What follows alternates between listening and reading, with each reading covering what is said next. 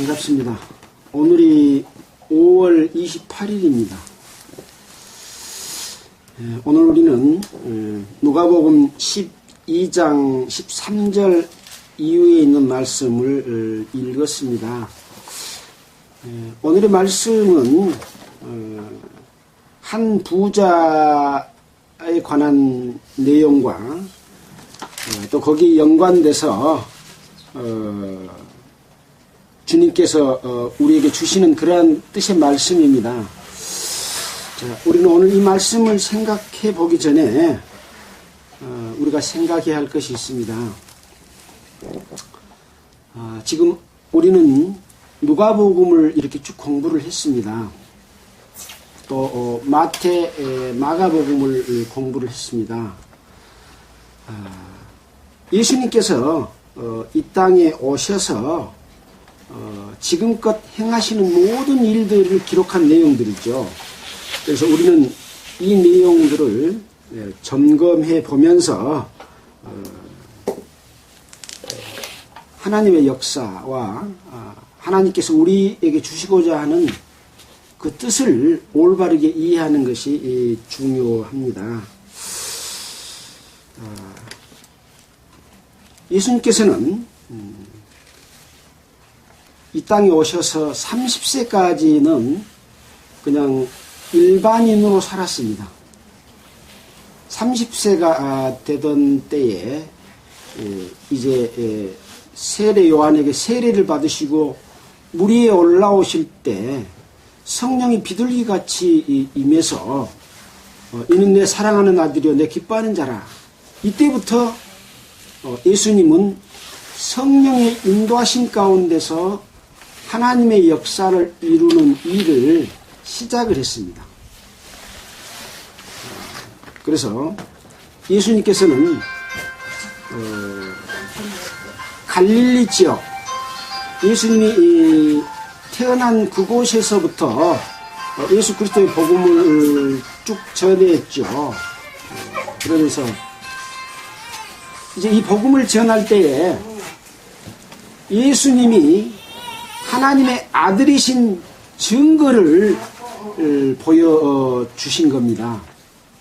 그래서 우리는 그동안에 수많은 기사와 이적들을 기록된 말씀을 통해서 봤습니다.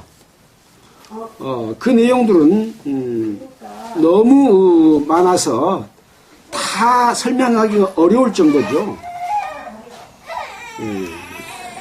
맨 먼저 이제 갈릴리 가나에서 물로 포도주를 만드는 데로부터 시작을 해서 소경의 눈을 뜨게 하고 또 문둥병을 낫게 하고 귀머거리를 고쳐주고 또 귀신을 쫓아내고 또 38년 된 병자를 낫게 하고 안진뱅이를 일으키고 이러한 모든 능력을 행하신 것은 하나님이 아니면 죄 있는 사람으로서는 할 수 없는 능력을 행하신 것이죠.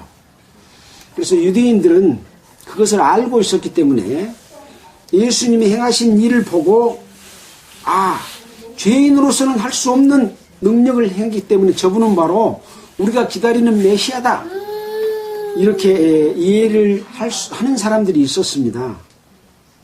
그러나 반면에 또 여호와 하나님을 가장 잘 믿는다고 하는 유대 종교 지도자들이나 종교인들은 오히려 예수를 믿지 못하고 자기들이 가지고 있는 유전을 가지고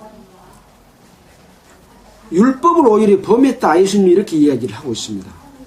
그래서 예수님의 그 행하신 능력을 사사건건히 시비를 걸면서 예수님을 자꾸 어떤 말에 실수가 있는가 또는 말에 실수가 나오도록 올무를 만들어서 거기에 걸리도록 해서 예수님을 잡아서 죽이려고 했죠. 그래서 이 기록된 누가복음의 속에는 예수님의 역사가 있는 반면에 예수님의 역사를 회방하는 마귀의 역사가 함께 기록이 되어 있습니다.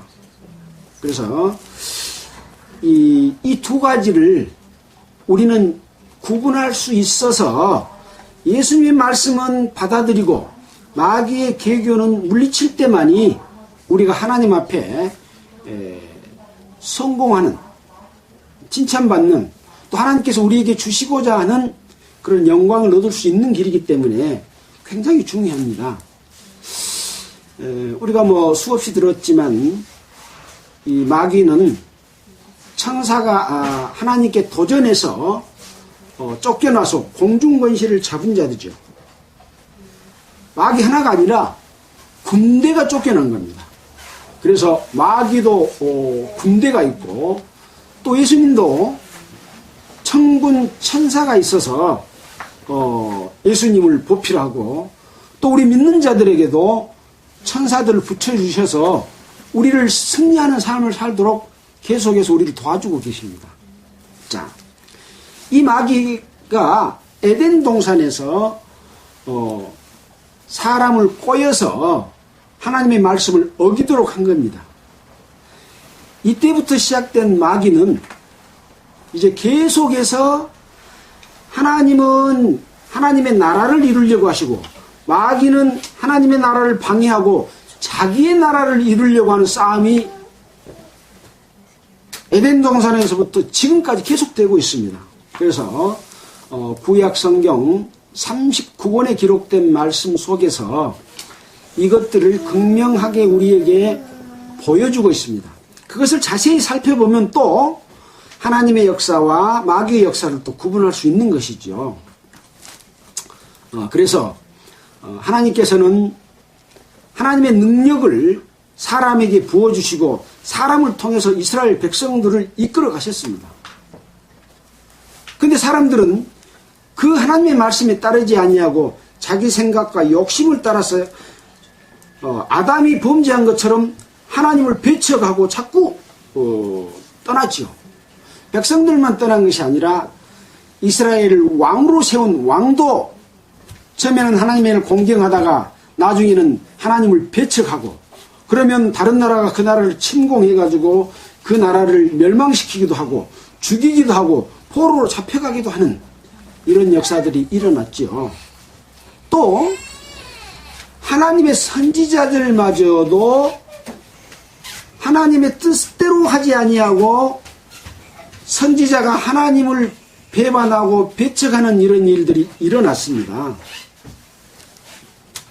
그래서 하나님을 배척한 역사, 하나님을 떠난 사람이 어떻게 마귀를 따라서 잘못된 길로 갔느냐 하는 것을 가장 가깝게 살펴보려면 성경을 거꾸로 읽어가서 말라기에서부터 거꾸로 읽어가게 되면 예수님 오시기 직전의 상황이 얼마만큼 하나님을 떠나서 외형과 형식과 이 하나님을 이용해서 자기들의 유익을 삼고 살았느냐 하는 것들을 살펴볼 수가 있습니다.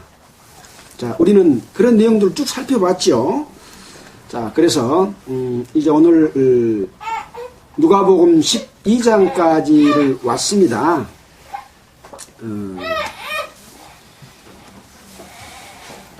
이제 예수님께서는 나사렛에서부터 복음을 시작해서 그 주변의 지역에 계속 복음을 전했습니다. 그래서 이제 예수님의 이 복음이 전파됨으로 말미암아 이제 예수가 하나님의 아들인 것을 베드로의 신앙 고백을 통해서 이제 예수님이 그것을 알았습니다. 자, 이제 예수님은 천국 복음을 전하고 자기 자신이 이 땅에 오신 목적이 뭡니까? 자기 몸을 들여서 세상 사람들을 구원해 주시고자 하는 속죄의 일을 하러 오셨잖아요. 그래서 세례 요한이 예수를 보고 보라, 세상 죄를 지고 가는 하나님의 어린 양이다, 이런 말씀하셨잖아요. 예수님은 이 땅에 오신 목적이 죽으러 오셨어요. 양으로 오셨어요. 제물로 오셨어요. 그래서 자기를 들여서 세상 죄인들을 구원하시는 일을 할 때가 됐다 하고 생각하셨기 때문에 예루살렘으로 올라가기를 굳게 결심했다. 성경에서 이렇게 기록을 하고 있습니다. 여러분, 우리가 어디를 갈 때 굳게 결심을 할 때는 뭔가 이유가 있잖아요. 우리가 서울 가기를 자녀들을 만나러 서울을 갑니다. 서울을 가기로 굳게 결심합니까? 그렇지 않잖아요. 어떤 위험적인 상황이 있다는 거죠. 예루살렘으로 올라가서 예수님은 붙잡혀서 죽게 된다는 것을 알았습니다. 그래서 올라가서 죽게 된다는 것을 제자들에게 말했죠. 내가 이스라엘의 종교 지도자들에게 배척을 받고 붙잡혀서 죽었다가 3일 만에 살아날 것이다. 이렇게 말씀을 하시면서 예루살렘으로 이제 올라갑니다. 우리가 이제 지도를 이렇게 한번 살펴보면, 자, 예수님께서는 이 나사렛, 갈릴리 주변의 나사렛에서부터 이렇게 복음을 전했습니다. 때로는 갈릴리 바닷가에서 또는 가버나움에서 디베라에서 이런 여러 지역에서 복음을 전했잖아요. 또 장소도 들판에서, 바닷가에서, 때로는 배에서 이렇게 전했습니다. 또 대상도 때로는 수십 명, 수백 명, 수천 명, 수만 명. 어디서 전했습니까? 회당에서, 바닷가에서, 배에서. 그래서 어떤 시간과 장소를 적정하게 활용하면서 그 제약을 받지 않고 오히려 그것을 활용을 잘했다. 그렇게 생각할 수가 있죠. 그래서 이렇게 복음을 시작해서 이제 에루살렘 여기가 있습니다. 여기에서부터 에루살렘으로 올라가게 됩니다. 지도로 보면 여기가 이인 것 같죠. 그러나 에루살렘을 올라간다라고 말을 하고 있습니다. 우리가 서울을 올라간다고 말하잖아요. 수도기 때문에. 자, 이렇게 이제 에루살렘으로 올라가면서 계속해서 그 지역들에게 복음을 전하고 있는 내용의 기록이 지금 기록된 내용들입니다. 우리는 많은 내용을 공부를 했습니다. 자, 이제 뭐 가깝게 이제 우리가 지난주에 공부했던 누가복음 12장을 살펴보면 물이 수만 명이 모여서 서로 밟힐 만큼 되었다 그랬습니다. 그러니까 이스라엘 백성들의 무리 수만 명이라 그러면 성인 남자 수만 쉬기 때문에 수만 명이면 10만 명 미만이죠. 그래서 7만인지 5만인지 8만인지 알 수가 없는 엄청난 숫자가 예수님께 모여든 겁니다. 그 모여들었을 때 누구에게 말했냐면 예수께서 먼저 제자들에게 말씀하여 가라사대 그랬습니다. 누구에게 먼저 말했다고요? 무리 10,000명에게 먼저 말한 게 아니라 제자들에게 먼저 말한 거예요. 우리가 어떤 그 회의를 하거나 또 나라에서 어떤 그 중요한 국정에 관한 회의를 할 때도 먼저 중요한 사람들하고 의논해서 어느 정도 윤곽을 잡아가지고 회의를 하잖아요. 제자들에게 먼저 말씀하신 거예요. 우리는 성경을 볼 때 이 말씀이 누구한테 하는 말인가에 따라서 그것이 나에게 효용이 되기도 하고 나에게 독이 되기도 합니다.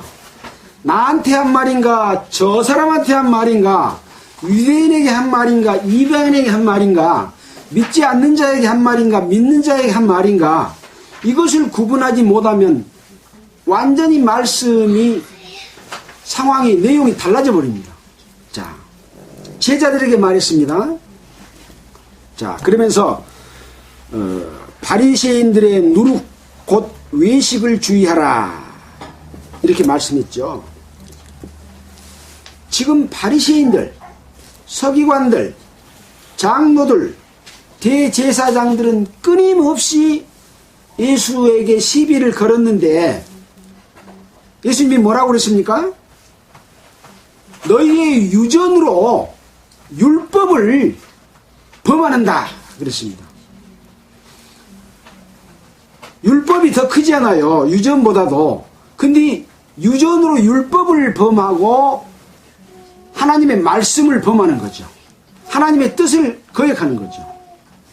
그래서 그 바리새인들의 누룩, 곧 외식을 주의하라 그랬는데 바리새인들의 누룩은 뭐냐? 여러분 누룩은 뭐 하는 데 쓰는 겁니까? 우리가 술 담을 때 쓰지요. 누룩은 딱 음식에 떨어지면 막 퍼져요. 금방 퍼져버립니다. 바리새인들의 누룩, 외식, 이것은 금방 퍼져버립니다. 그래서 이 바리새인의 누룩이 그때로부터 지금 기독교에 완전히 퍼져가지고 기독교가 형식과 외형만을 중요시하고 내용이 없는 유전으로 또는 어떤 교리로 또 교파가 만들어놓은 어떤 법으로 하나님의 말씀을 거역하는 도다. 그런 상황이 지금 와 있는 거죠. 그 누룩을 주의하라고 한 거예요. 누구한테? 제자들한테. 이건 믿지 않는 자들에게 한 말이 아닙니다. 제자들에게 바리새인들의 누룩을 주의하라. 외식을 주의하라. 그래서 지금 천주교를 보더라도 굉장히 형식은 거룩하고 뭐 경건한 음악 속에서 가운을 입고 모자를 쓰고 뭐 이렇게 외형을 아주 멋지게 하면서 음악을 잔잔히 쫙 깔고 이렇게 합니다. 그러니까 엄숙하고 경건하니까 천주교 좋아하는 사람들 많이 있어요. 근데 술도 먹고 담배도 피우고 하게 하니까 너무 좋아해. 기독교는 가면은 술도 먹지 마라, 담배도 피우지 마라, 뭐 외형과 형식은 그 천주교보다는 좀 덜하지요. 그런데 아무튼 기독교는 기독교대로, 천주교는 천주교대로 외형과 형식과 각 교파에서 만들어 놓은 교리와 관련 법들이 하나님의 말씀을 가리고 있습니다. 가리고 있습니다. 그래서 이 외식을 주의하라. 이렇게 말한 거죠. 근데 하나님 앞에서는 감추인 것이 드러나지 않을 것이 없고 숨은 것이 알려지지 않을 것이 없다 그런 거예요. 외식이라고 하는 것은 겉과 속이 다른 거지요. 겉은 거룩하게 하는데 속에는 욕심이 가득해. 이것을 통해서 나한테 얼마만큼 금전적인 이익이 있는가, 나에게 얼마만큼 권력이 생기는가, 내가 얼마만큼 많은 사람을 통치할 수 있는가, 이런 것을 생각하는 거죠. 그래서 예수님은 그 네 속에 있는 거 드러나지 않을 것이 없다 이렇게 말씀하신 거예요.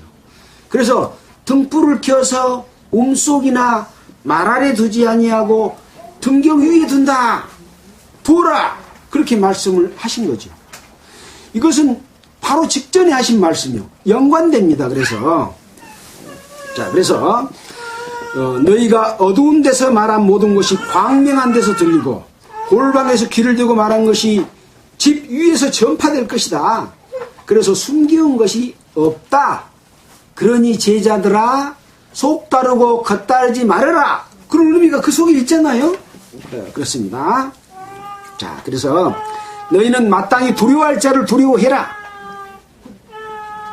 그래서 겉으로 보이는 지금 제자들아, 지금 나가면 서기관과 바리새인들이 너희들을 계속해서 올무를 걸어서 핍박을 하고 고난을 당하고 돌로 때리고 하지만은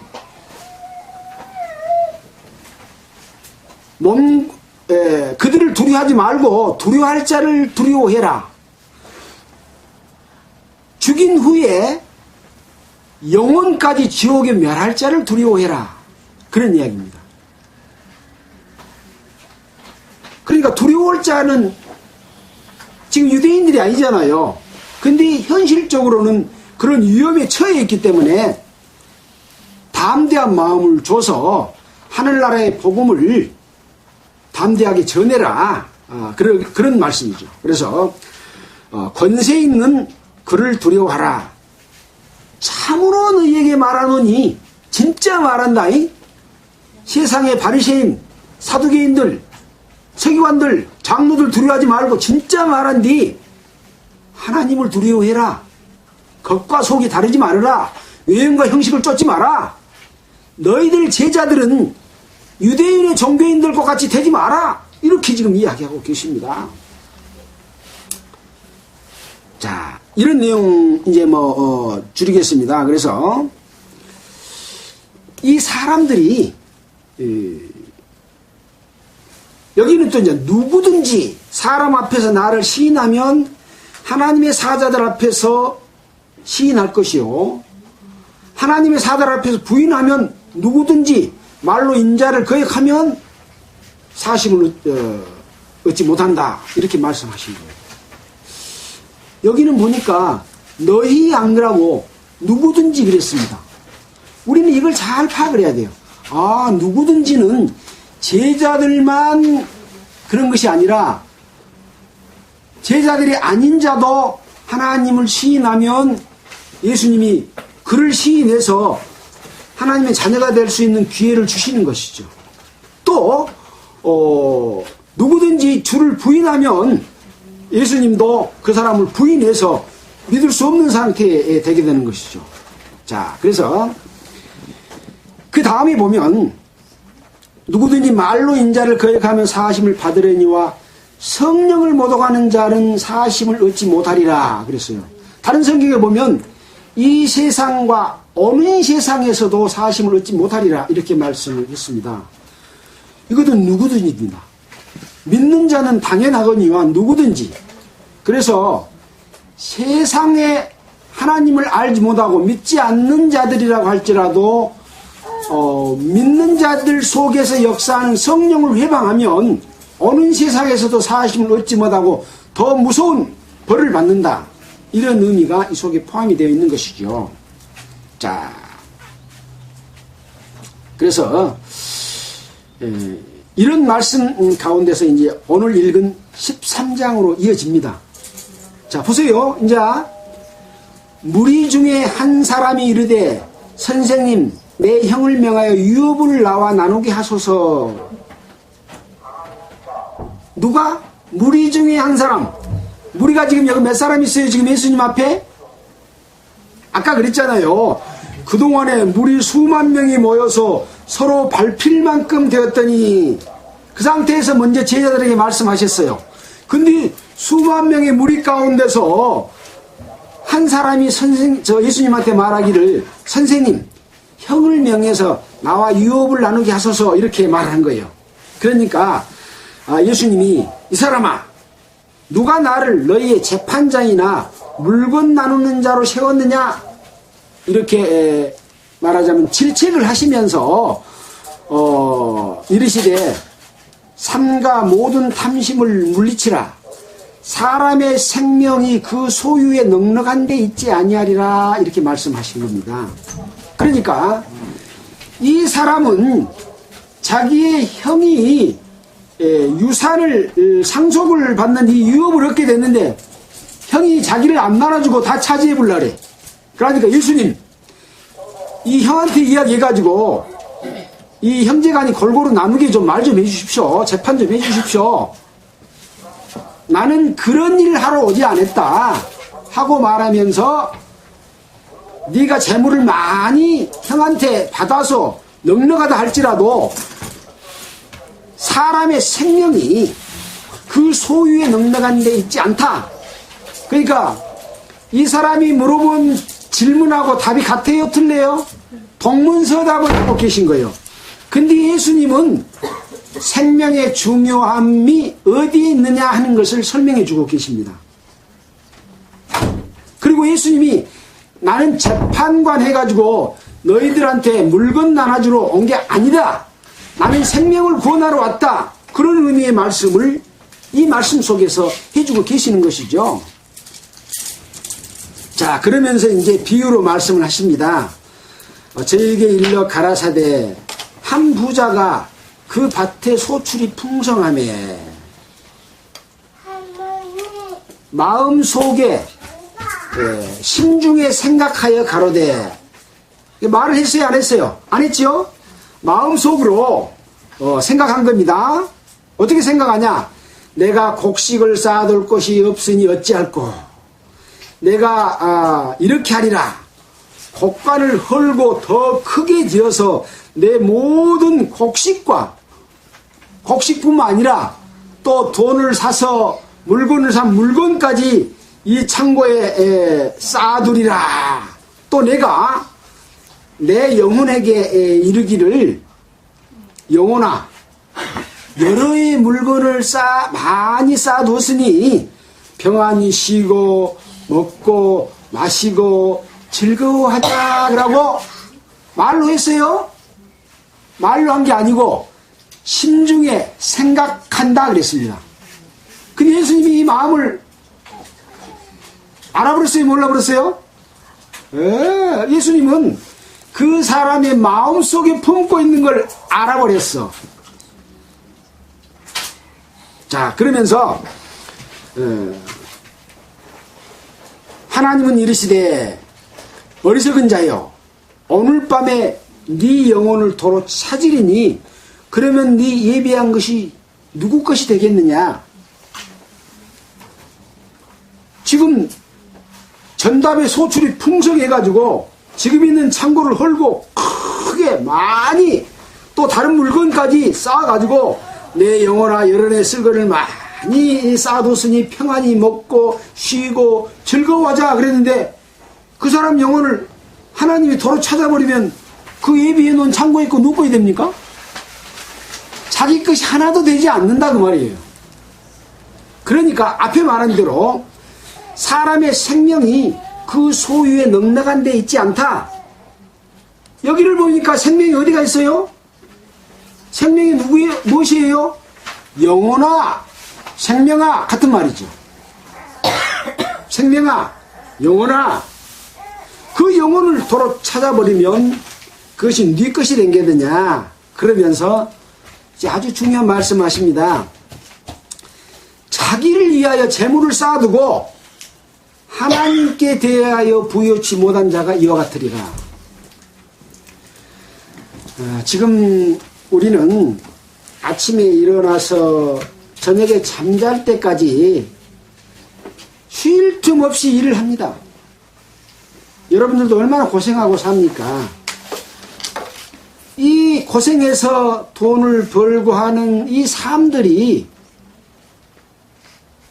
결국은 어떤 재물을 모으는 그런 일을 하고 있는 건데, 이 모든 수고가 성장해서 이제 자기가 어떤 그 가족을 부양할 그런 위치가 됐을 때는 그 가족을 부양하고 또 자기 먹을 것, 또 나중에 몸이 아파서 내가 일할 수 없을 때까지 전부 모아놔야 되잖아요. 그래서 고생을 많이 합니다. 그런데 어느 날 다 모아놔서 이제 살 만큼 편하게 됐어. 그때 몇 살이나 될까요? 이제 저도 이제 사람들한테 그럽니다. 나 70살까지만 일하고 그 뒤로는 하나님의 말씀 전하고 그런 목적으로만 살지, 이제 돈 버는 일은 그만하랍니다. 이제 그런 얘기를 할 때도 있거든요. 그렇게 돈을 모아놨는데 주님이 오늘 밤에 데리고 가버려. 그러면 주님의 일 하나도 하지 못하고 하나님에 대해서는 아무것도 하지 못하고 내 육신을 위해서 살다가 가버리는 그런 허무한 삶이 된다. 이런 이야기죠. 자, 그래서 재물을 쌓아주는 게 잘못이 아니고 쌓아두고 하나님께 대하여 부여치 못한 것이 잘못이다 이거예요. 자, 그래서 우리는 열심히 일하는 것, 그래서 성경에서는 그렇게 말하고 있습니다. 사도 바울도 복음을 전하면서도 장막 깁는 일을 하고 열심히 일을 하도록 그렇게 본인도 그렇게 했고 그렇게 했습니다. 그리고 또 성경에 보면 일은 하지 않고 일만 만드는 자들이 있다. 손 하나 까딱하지 않으면서 남의 것을 뺏어먹고 갈취하고 착취하는 자들이 있다. 이런 이야기를 성경에 많이 했습니다. 그런 것 때문에 복음이 변질되고 예수 그리스도의 은혜가 가리워진다. 그런 것 때문에 제자들을 내어 보낼 때도 두보롯이나 전대나 신이나 지팡이나 이런 것을 미리 준비해 갖고 가지 말고 거기 가서 유하고 함께 말씀을 받아들이면 유하고 음식 대접한 것을 먹으라. 그 대신 받아들이지 않으면 발에 먼지라도 떨고 나오라. 이렇게 말씀을 하신 거거든요. 그래서 자기의 수고한 것에 대해서 먹을 수 있는 권한이 있다. 그래서 수고하고 열심히 일하는 것이 이 복음으로 살아가는 그리스도인들에게는 아주 합당한 것이다. 이런 얘기죠. 놀고 먹는 것이 아니라. 그래서 항상 우리는 일한 가운데서도 목적은 뭐냐? 그 재물을 쌓아두는 게 목적이 아니고 하나님께 대한 부요함.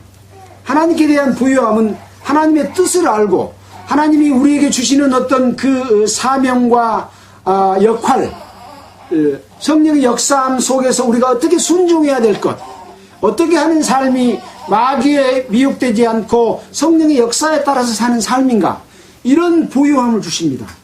근데 한 번, 두 번 하나님의 뜻을 어기고 자기 욕심대로, 자기 편한대로 이런 것을 쫓아가면 소개가 그것이 점점 커져가지고 나중에는 하나님을 거역하는 쪽으로 가게 되면 성령이 하나님의 뜻을 가르쳐주지 않습니다. 그래서 자기가 행한 것도 무엇을 하고 있는지를 알지 못한다 하고 바울이 말씀을 하고 있습니다. 그런 부분들은 굉장히 중요한 부분들이죠. 자, 그래서 지금 누가복음 12장 13절로부터 21절까지는 제자들에게 한 말이 아닙니다. 누구에게 한 말이었어요? 무리 중에 한 사람이 선생님하고 형이 유업을 나와 나누게 하소서 하고 말한 것에 대한 답변으로서 이 세상의 어리석은 자들은 하나님께 대해 부여치 못하고 자기 생명을 위해서, 영혼을 위해서 묵고 즐기자고 하면서 살고 있다라고 하는 말씀을 해주신 내용입니다. 자, 그래서 여기와 연관된 말씀은 여러 군데가 있습니다. 미가서 6장 8절에는 주께 선한 것이 무엇임을 보여주시는 그런 말씀도 있고, 또 로마서 2장 1절로 3절 하나님의 판단과 그 뜻이 무엇인지, 또 디모데전서에서는 경건의 교훈, 또 히브리서에서는 하나님께서 기뻐하는 제사, 연관된 말씀들을 많이 관주에 이렇게 제시를 하고 있습니다. 또 에레미야서에 보면은 이 어리석은 자에 대해서 자고새와 같다.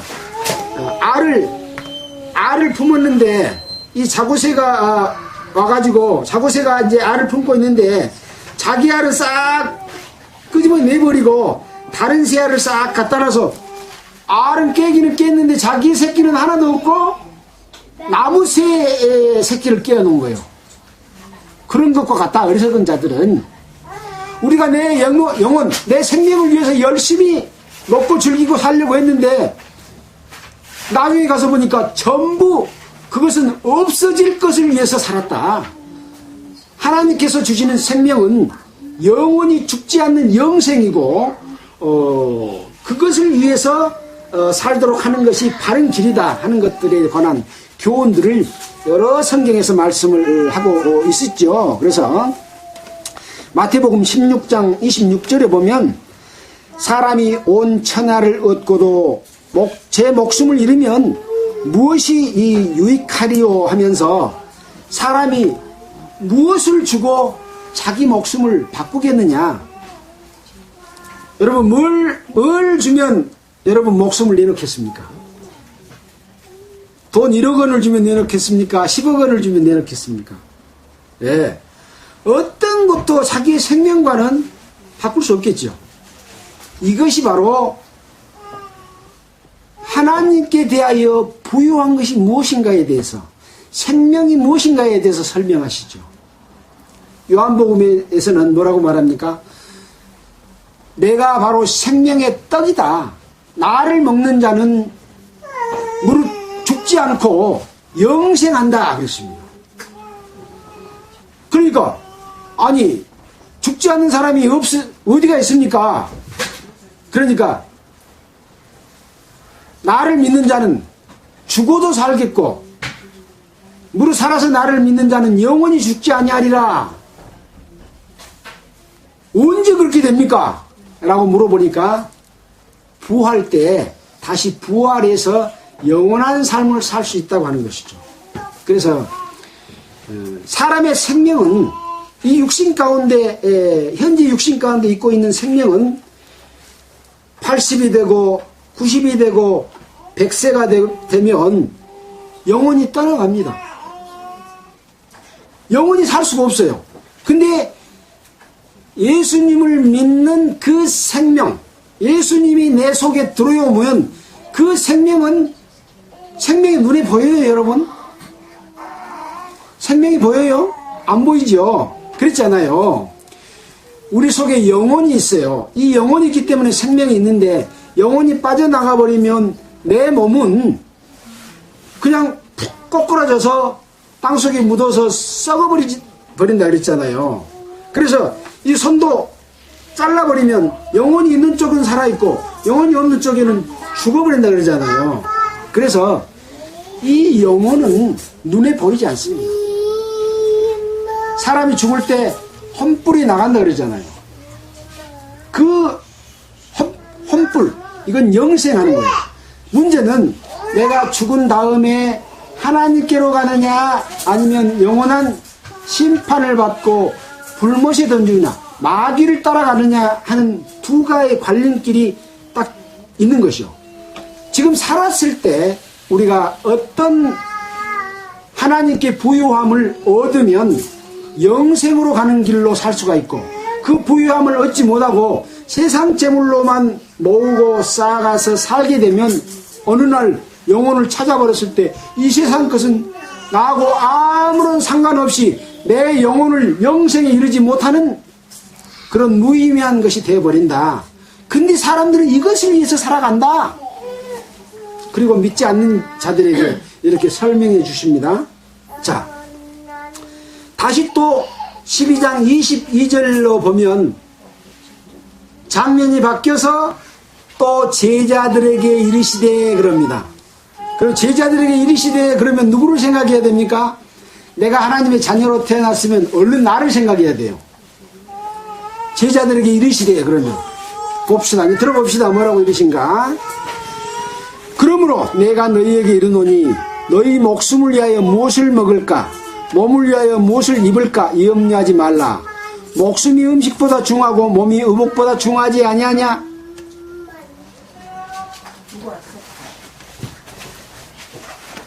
자,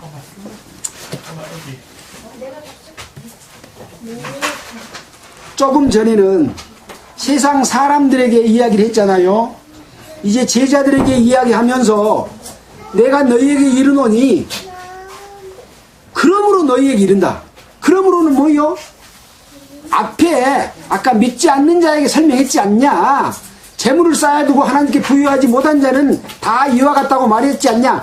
그러므로 내가 제자인 너에게 하나님의 자녀가 된 너에게 말한다. 목숨을 위하여서 무엇을 먹을까? 몸을 위하여서 무엇을 입을까? 염려하지 마라. 그렇게 말한 거죠. 왜? 목숨이 음식보다 중하지 않고 몸이 의복보다 중하지 않기 때문에 그렇다. 중요한 것이 뭐예요? 없어지지 않은 목숨. 또 음식보다 중요한, 의복보다 중요한 몸이 더 중요한 거 아니냐. 영혼을 위해서 음식을 만들어 놨는데 죽을 음식을 먹으면 다 묻고 죽어. 근데 하나님의 떡을 먹으면, 하나님의 생수에 그 물을 먹으면 영원히 죽지 않는 영생을 얻는 그것을 얻는다. 제자들은 네 이미 요뒀지 않냐? 그런데 너는 세상 사람과 같이 먹는 것, 마시는 것, 있는 것을 구하고 그것을 위해서 살아가면 안 된다. 이 이야기입니다. 그러므로 하는 이야기는, 자, 그래서 못 알아먹을까봐 까마귀를 생각해봐라. 심지도 아니하고 거지도 아니하고 골방도 없고 창고도 없으되 하나님이 기르신다. 너희는 새보다 얼마나 더 귀중하냐. 이 제자들아, 너희는 하나님의 자녀가 됐지 않냐, 또 제자가 됐지 않냐. 새보다 너희가 훨씬 귀한데 왜 새보다 못한 그런 대접을 하나님께서 하시겠냐, 그런 이야기죠. 또 너희 중에 염려함으로 그 키를 한 자나 더 할 수 있느냐. 이 염려는 무슨 염려예요? 자기가 할 수 있다고 생각하는 염려. 사람이 할 수 있는 것은 한계가 있는 것이죠. 할 수 없는 것이 더 많아요? 할 수 있는 게 더 많아요? 이 앞 공부할 때 그랬잖아요. 우리의 머리털까지 세신바 되었다 그랬잖아요. 여러분 몸이 자기 거죠? 자기 거이면 눈썹이 몇 개요? 알아요? 머리털 몇 개요? 알아요? 세포 몇 개인가 알아요? 속에 있는 장기가 어떻게 생긴지 알아요? 자기 거인데 자기가 하나도 몰라. 그렇다. 너희가 염려함으로 키를 한 자나 더하게 할 수 있느냐? 한 자면 30.3cm죠. 한 자나 더하게 할 수 있느냐? 할 수 없다. 그런즉 지극히 작은 것이라도 능치 못하거든 어찌 그 다른 것을 염려하느냐, 이렇게 말을 해주시는 거예요. 누구한테? 제자들한테, 하나님의 자녀가 된 자들한테, 지금 복음 전하러 다니는 자들한테 그렇게 말하는 거예요. 또 못 알아먹을까봐 백화화를 생각해봐라. 실도 만들지 않고 짜지도 아니하느니라. 그러나 내가 너희에게 말하니 솔로몬의 모든 영광으로도 입은 것이 이 꽃 하나만 갖지 못했다. 솔로몬은 이스라엘 왕으로서 하나님께서 지혜를 주셨어. 재판하는 지혜를 줬어. 그래가지고 세상 재판을 잘 하니까 많은 사람들이 이 솔로몬을 존중했고, 그 주변의 모든 나라를 복속해갖고 권력을 얻어서 내가 나를 위하여 어떻게 하면 즐겁게 사는 일일꼬 하고 많은 사업을 벌여서 처와 첩을 1000명이나 두고, 또 많은 재물을 금과 은으로 궁궐을 꾸미고 이렇게 엄청난 부귀영화를 누리고 살았는데, 하나님께서는, 예수님께서는 백합화의 그 아름다운 것이 이 솔로몬의 모든 영광보다 이 백합화가 훨씬 더 아름답다, 이렇게 이야기하신 겁니다. 그러니까 세상의 모든 어떤 이 육신을 위한 모든 것들보다도 더 귀중한 것은 무엇이라고요? 하나님께서 주시는, 입혀주시는, 하나님께 해주시는 어떤 영광 주시는 것이죠. 자, 또 못 알아먹을까봐 또 설명합니다. 얼마나 못 알아먹으면 2번, 3번씩 이렇게 할까요? 오늘 있다가 내일 아궁이에 던지는 들풀도 하나님이 이렇게 입히시거든. 하물며 너희일까 보냐. 믿음이 적은 자들아, 너희는 무엇을 먹을까 무엇을 마실까 구하지 말며 근심하지도 말라. 이 모든 것은 누가 구하는 것이라 그랬어요? 세상 백성들이 구하는 것이다. 세상 백성이 구하는 것하고 하나님의 자녀인 제자들이 구할 것이 같아요, 틀려요? 달라. 근데 예수님의 제자들이 된 사람들이, 목사들이 이런 뜻을 모르고 육신을 위해서 먹고 마시고 교회를 크게 하고 성도들을 많게 하고 헌금을 걷어서 떵떵거리고 권력을 가지고 종파를 만들고 이렇게 살고 있는 이 세상 사람들의 일을 따르고 있다. 이런 것들은 누가 구하는 것이냐? 이 모든 것은 세상 백성들이 구하는 것이라. 너희 아버지께서 이런 것들이 너에게 있어야 될 줄 아시느니라. 그래서 이 예수님의 제자들에게는 이 세상에서 필요한 만큼 주시고 입혀주신다는 것을 알아라. 그런 말씀이죠. 자, 그래서 오직 너희는 그의 나라와 그 의를 구하라. 그리하면 이런 것들을 너희에게 다 하시리라. 이 제자들은 하나님의 나라와 의를 알까요? 모를까요? 예수님의 제자들이 하나님의 나라의 의와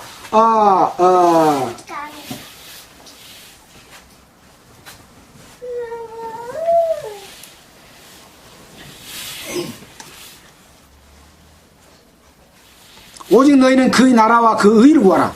하나님의 나라와 의에 대해서 제자들은 알지 않아요.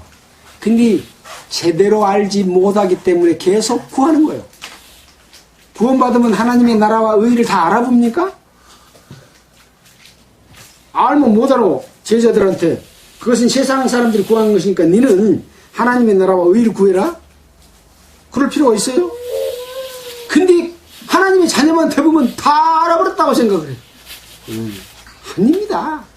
하나님의 나라와 의를 예수님께서 계속 설명하고 계시고 서신서에서 계속 설명하고 계셔서 어떤 것이 그 의인지, 그 나라는 어떤 것인지, 어떻게 살면 그 영광을 차지하고 그 의 속에서 하나님과 함께 거룩함 속에 참여돼서 하나님의 영광을 함께 누리게 될지, 거룩한 신부가 될지에 대해서 수없이 이야기해 놓고 있습니다.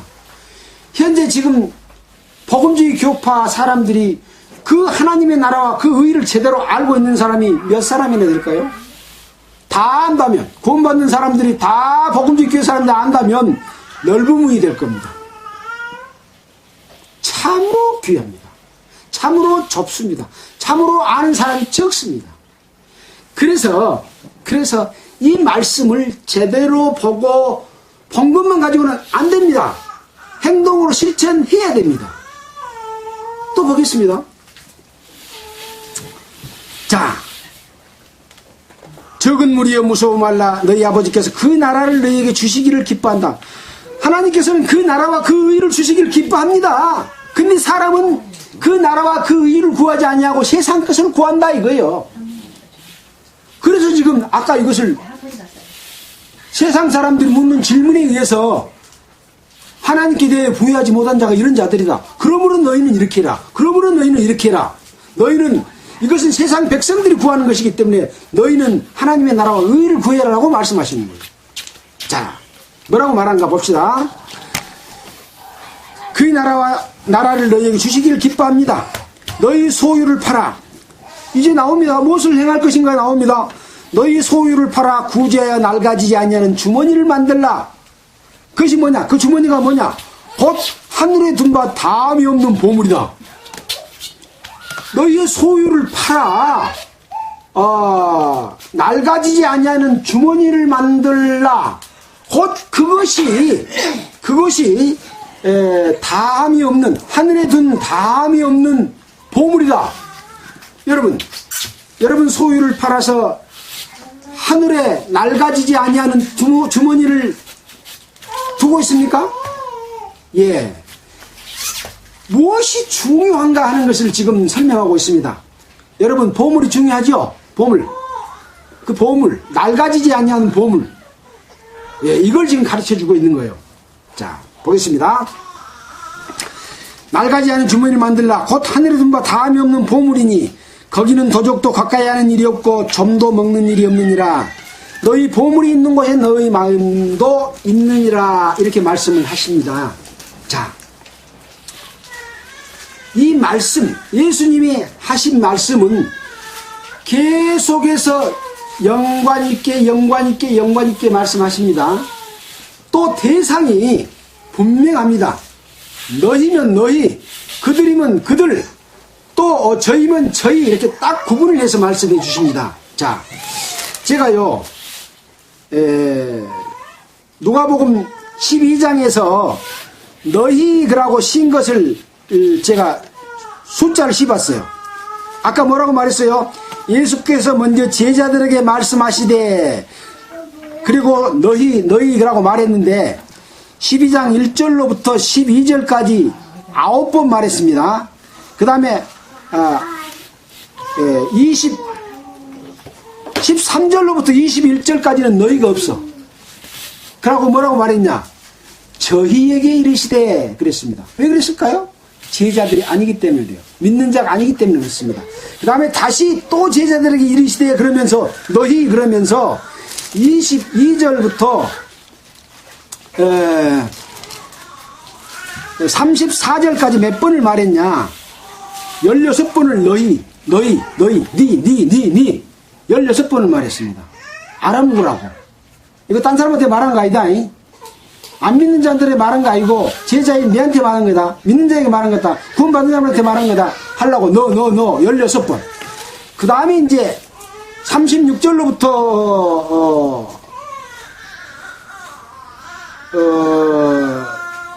48절까지는 5번. 그 다음에 그 뒤에 이제 끝터리까지는 3번. 이렇게 해서 말씀하고 있어요. 다 보탠 것도 적어놨는데 몇 회인지 나 안시 보겠습니다. 누구한테 말씀하시는가? 이게 제일 중요합니다. 그래서 성경을 읽을 때 조금 불리한 말, 내가 실천하기 어려운 내용이 있으면 이건 믿지 않는 자에게 한 말이야 하고 적게 봅니다. 그러게 되면 어떻게 돼요? 하나님의 뜻을 제대로 알 수가 없어서 내가 어떻게 살아야 될지, 어떤 믿음을 가져야 될지를 모르게 된다는 거죠. 그래서 오늘 하신 말씀은 제자들에게 한 말씀이고 중간에 수만 명의 무리 중에 한 사람이 말한 것에 대해서 대답하면서 저희 2번 딱 말했고 다시 또 제자들에게 이르시되라고 말하면서 목숨을 위하여 무엇을 먹을까 무엇을 맞을까 염려하지 말라. 그렇게 말씀을 하고 계신다고 하는 것을 우리는 오늘 기록된 말씀을 통해서 알 수가 있습니다. 자, 그 다음에 이제 가장 중요한 말씀은 어디냐? 32절 이후입니다. 적은 무리여 무서워 말라. 너희 아버지께서 그 나라를 너희에게 주시기를 기뻐하시느니라. 지금 수만 명 있는 중에 제자들 몇 명입니까? 12명이잖아요. 그 뒤에 이제 70인을 또 세웠습니다만은 수만 명 중에 70인 아주 적은 무리입니다. 적은 무리여 무서워 말라. 너희 아버지께서 그 나라를 너희에게 주시기를 기뻐하신다. 누구에게만 줍니까? 다 줍니까? 제자들에게 믿는 자에게 주시기를 기뻐합니다. 근데 그 믿는 자들 중에서도 어떻게 하는 자가 얻을 수 있느냐 하는 것이 이제 그 뒤에 나오죠. 너희 소유를 팔아 구지하여 낡아지지 아니하는 주머니를 만들라. 그것이 무엇이냐? 곧 하늘에 든 바 다함이 없는 보물이다. 소유를 팔아서 하늘에 다함이 없는 주머니를 만드는 것이 보물이다. 어떻게 사는 얘기입니까? 네. 이 세상의 목적을 두고 사는 것이 아니라 나의 모든 소유를 다 팔아서 하늘의 영광 가운데 있는 삶을 살기를 실천하는 삶을 살 때에 보물이다. 그거의 보물이에요. 그거의 보물. 그래서 너희 보물이 있는 곳에 너희 마음이 있어요. 여러분 보물이 얼마나 귀중한 걸 알면 나의 모든 소유를 팔아 그 밭을 샀느니라. 나의 모든 소유를 팔아 그 진주를 귀한 진주를 구했잖아요. 천국은 마치 밭에 감춘 보물과 같다. 자, 오늘은 누가복음을 통해서 어떻게 사는 것이 하늘의 보물을 쌓는 삶이냐, 무엇이 보물이냐, 어떻게 사는 것이 보물을 쌓는 것이냐 하는 것까지 우리가 공부를 했습니다. 이 말씀이 이야기로 끝나지 않고 여러분의 삶이 돼서 아까 어리석은 사람처럼 모든 소유를 쌓아놓고 어느 날 주님이 불러가실 때 허무하지 않고 우리 보물을 하늘에 쌓아두는. 여러분 뭐 내라고 지금 이야기한 이야기 아닙니다. 하나님 돈이 없어서 여러분에게 뭐 요구하시지 않습니다. 여러분의 모든 소유가 하나님께 보물로 귀결되는 삶, 그 그 삶이 무엇인지를 여러분 아시기를 바라면서 오늘 말씀을 마치겠습니다. 기도하겠습니다. 하나님 아버지 감사를 드립니다. 오늘 누가복음에 기록된 말씀을 통해서 제자들에게 어떻게 살아야 될 것에 관한 말씀을 해 주었습니다. 하나님의 제자가 된 자들이 세상에 어떤 보암직도 하고 먹음직도 하고 지혜롭게 할 만큼 탐스러움을 쫓아서 예수를 팔아먹는 사람들이 너무나 많습니다. 여기에 모인 모든 사람들은 참으로 하나님의 뜻이 무엇인지를 알고 우리의 모든 소유를 팔아서 하늘에 없어지지 않는 주머니를 만드는 그것이 보물이라고 하는 말씀의 삶을 살 수 있도록 주님께서 인도해 주시고 또 그런 실천을 할 수 있도록 도와주시기를 원합니다. 오늘 말씀을 인도해 주신 우리 구주 예수 그리스도 이름으로 기도했습니다. 아멘. 찬송가 360장 하겠습니다.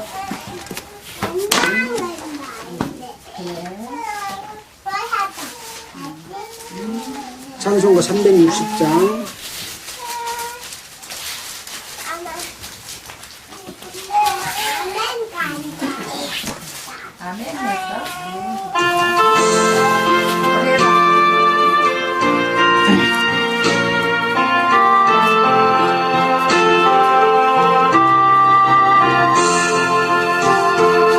예수 나를 오라네 예수 나를 오라네